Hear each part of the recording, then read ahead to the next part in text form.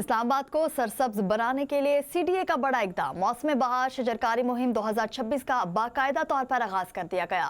شکرپڑیاں کے مقام پر 10,000 ماحول دوست اور پولن فری درخت لگائے گئے۔ تفصیلات دیکھتے ہیں مسکان حسین کی اس رپورٹ میں۔